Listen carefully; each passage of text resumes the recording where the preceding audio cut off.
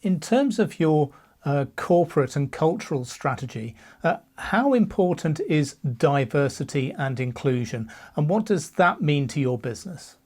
So, from a Colt perspective, I think if you go on LinkedIn or anywhere out in social media, you will see that we've been heavily focused on inclusion and diversity, and that's not just because I'm a female CEO, and I think last time I checked, the only global female CEO in the telecoms industry, but because it is a strategic imperative for the business.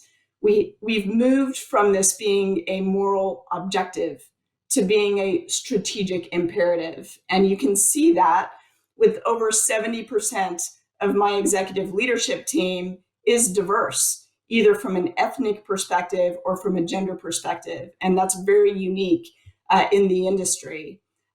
You probably just saw an announcement of one of my leaders getting promoted and moving on to one of our competitors as the main leader, another female CEO created out of Colt.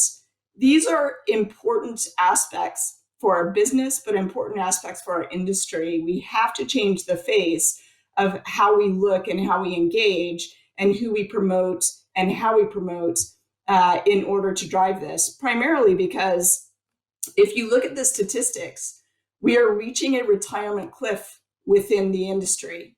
And in the next decade, the majority of our employee base is going to retire.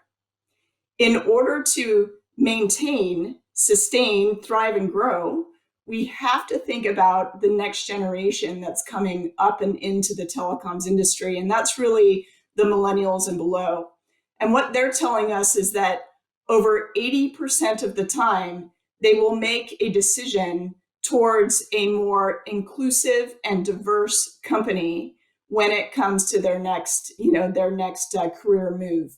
That is one of the main criteria that they're looking at. So we have to maintain this bench strength coming through not only Colt but the industry. And in order to do that, we have to put diversity and inclusion at the forefront. There's many things, Ray, that I could talk about, but two that I want to bring up is that Colt has set up a disability and accessibility network in the last year, and we're starting to work heavily with the likes of Microsoft, for example, partnering on some of the ways that we can change our technology and our desktops with Microsoft, and Office 365 to enable neural disabilities like dyslexia in a much better way. We are now moving beyond gender, and we're looking at LGBTQ+, we're looking at veterans, we're looking at age, we're looking at ethnicity and race, and we're putting those all together to formulate what diversity really means rather than just focusing on gender. In my role with the TM Forum as the chair, one of the ways that we're trying to do this is to actually develop an indices that will be a baseline for the entire industry.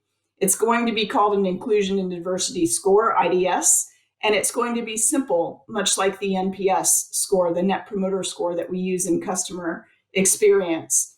We are running a pilot as we speak, and we're hoping if that pilot goes well, that we'll have formalized what that IDS index is and how to come about it, both on the diversity and the inclusion side, in order to drive a simple score that the industry can then adopt, and we can start to really baseline benchmark and start moving towards that knowledge to action gap around diversity and inclusion.